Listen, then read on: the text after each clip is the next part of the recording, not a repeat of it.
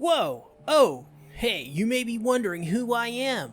Well, my name is SeaTactics, and here today I'm going to review for you Season 1 of Saint Seiya, The Lost Canvas. And yes, this is cringy, so I'm not going to talk like that anymore. But for this next episode in the series, where I go to the Crunchyroll site, I hit that little random button and review what's given to me, we landed on Saint Seiya, The Lost Canvas. Not a lost anime or series by any means, Saint Seiya is known as one of the most influential shonen of its kind in anime history. Released in 1986, the series aired for years from the aforementioned year to 1989, and from there it even sparked multiple sequels in its wake, and has since been a staple of 80s and retro anime, and in a way, modern anime. The Lost Canvas serves as a prequel to the original series, and was even worked on by the original author and creator of Saint Seiya for the manga version. This anime serves to adapt that manga into 2 season OVAs. This is Saint Seiya, The Lost Canvas. But real quick, I have to mention that this series is patron supported, and patrons get access to this series 1 month early on any tier level, and stick around later in the video to see the next anime patrons will be getting 1 month early. So to start off, I've never watched Saint Seiya before, though I have certainly heard of it despite my lack of experience with the series. The series is rightfully beloved by millions of fans all around the world, and the iconic gold armor isn't easily forgettable. So going into this prequel, I just knew from the get-go that by watching this first, I would not be getting the traditional Saint Seiya experience, and as I watched, my logic was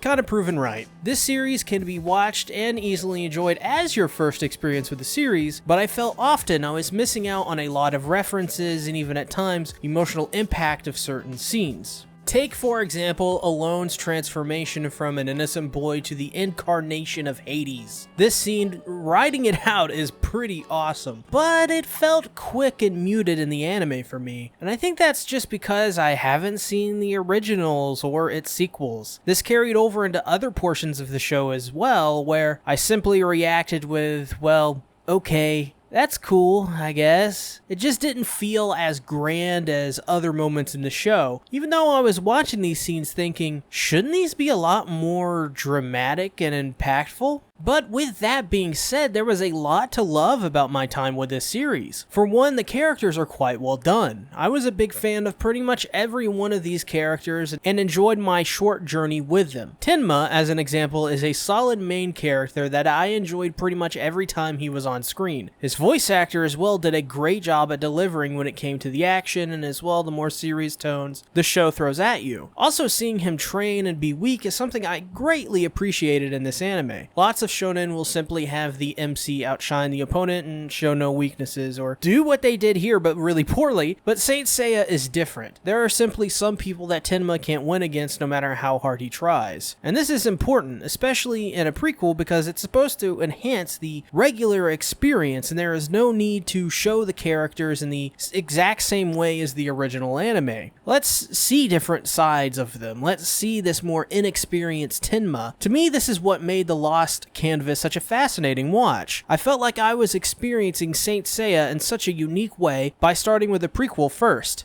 Sure, I'd lose a lot of impact tonally and story-wise, but there are advantages with my starting point. I'm able to experience this inexperienced version of Tenma first. I think that's really cool. Though, through further research, apparently these are reincarnations or something like that. I'm not sure how that works, so if there are any Saint Seiya fans watching, put in the comments below if I'm missing something. And as well, since Tenma is so well developed in this OVA, I was more than happy with him, and there was just so much I ended up appreciating and loving about his character. As well, we have Sasha, who, I'm just gonna go ahead and be honest, caught my eye immediately and made me want to watch this series for my patrons and viewers. She's strikingly beautiful and her design is just so damn good. And much like Tenma, I was more than happy with her character since she's the childhood friends of Alone and Tenma. Her role in this was more than just the third character. Her presence has emotional weight and added levity to a lot of the scenes. And that's not really surprising. I think, because her character is more static than, say, Tenma or Alone. Sasha has a certain expectation of her, but she doesn't exactly fill a role either, but she does fit very nicely in her role as a main character. She rounds them out, makes Alone and Tenma's relationship more human and more dynamic than just stop being evil or something like that. And judging by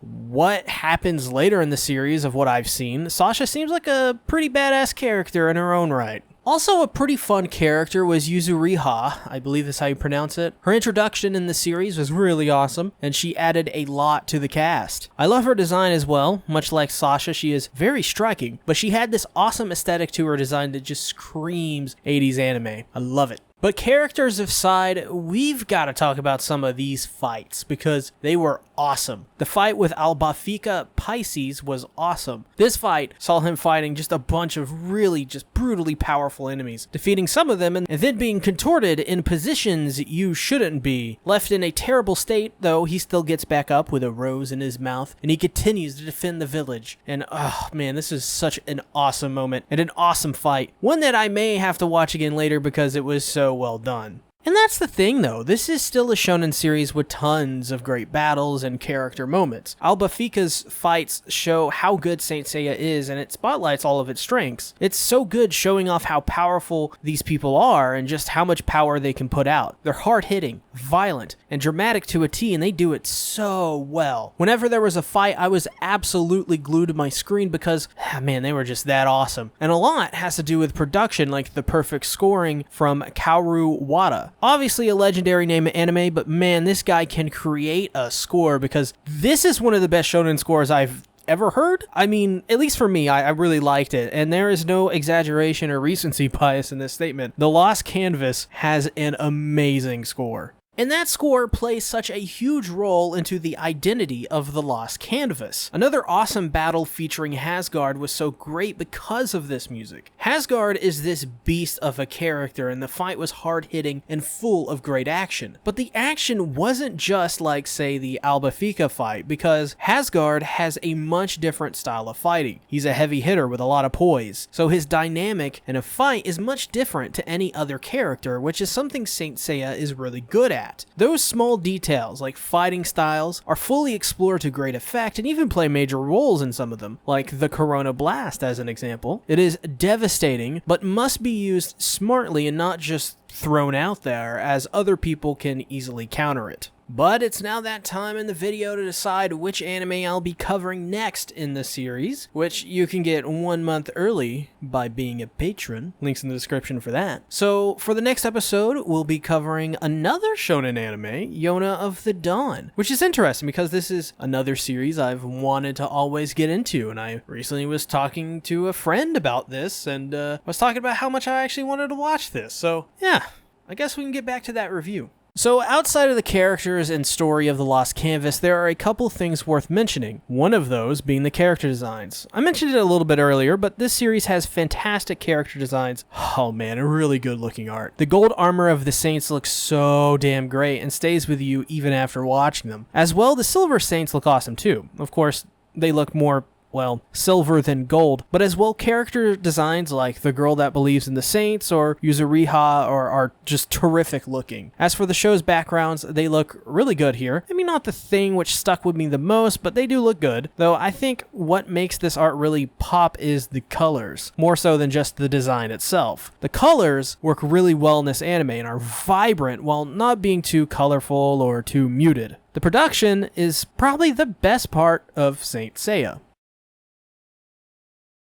Though I think for me personally speaking, this is a show I won't be continuing, at least for now. And that's not because I hate it or anything, but I was finding this anime, it just wasn't for me. For now. Because I never say never to an anime, because there is always something to learn and talk about. But with Saint Seiya, I feel like I have to be in the mood to watch this, because when it comes to anime like Saint Seiya, with lots of episodes and decades of content and history, you have to prepare for that. The Lost Canvas was good.